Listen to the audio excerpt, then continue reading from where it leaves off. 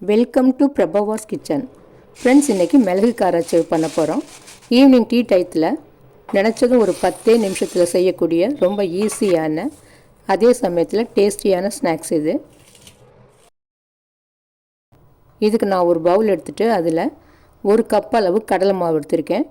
இதோட பச்சரிசி மாவு ஒரு 1/4 கப்பு சேர்த்துட்டு தேவையான உப்பு சேர்த்துக்கலாம்.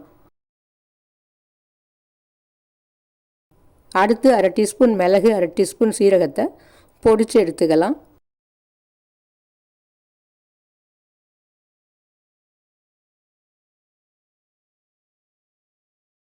இப்போ பொடிச்சது அந்த மாவில் சேர்த்துட்டு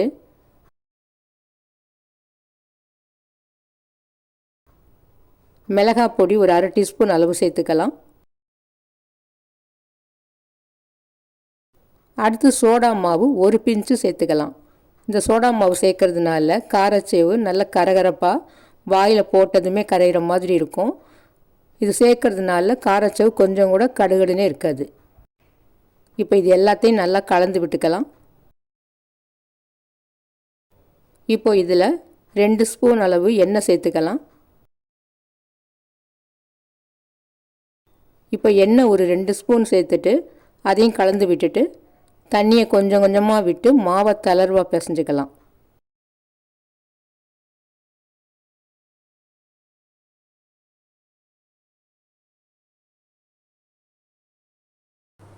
இந்த மாவை அப்படி தளர்வாக பிசைஞ்சாதான் நம்ம அரிக்கரண்டியை எண்ணெயில் வச்சு தேய்க்கிறப்ப ஈஸியாக காரச்சேவ் எண்ணெயில் விழும்.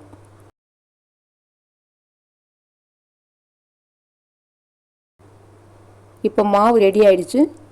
இருப்பு சட்டியில் எண்ணெய் காஞ்சிட்ருக்கு. இப்போ அரிக்கரண்டியில் ஒரு உருண்டை மாவை வச்சு எண்ணெயில் அப்படி தேய்ச்சி விட்டுக்கலாம். இது மாவு தளர்வாக இருக்கிறதுனால பாருங்கள் ஈஸியாக விழுது.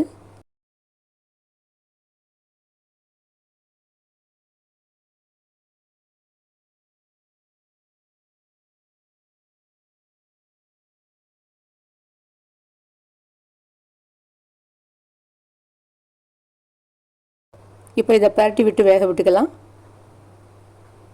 இது நல்லா பொறுப்பாக ஆனதும் எடுத்துடலாம். பாருங்கள், காரச்சேவ் நல்லா வெந்து பொறுன்னு ஆயிடுச்சு. எடுத்துடலாம்.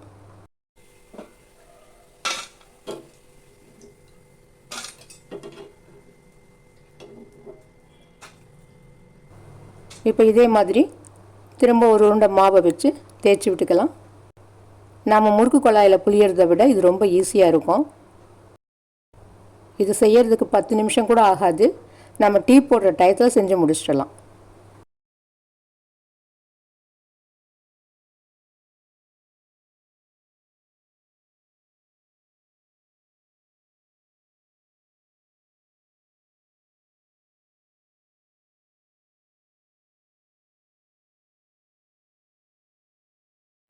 இப்போ இதுவும் வெந்திரிச்சு எடுத்துடலாம்.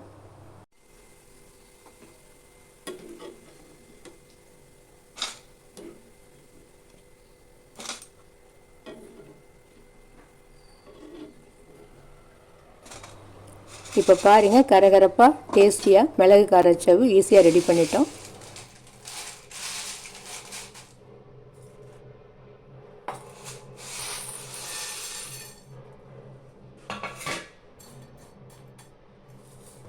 இப்போ கொஞ்சம் கையில் எடுத்து நொறுக்கி காமிக்கிறேன் பாருங்கள், எவ்வளோ கரகரப்பாக இருக்குது.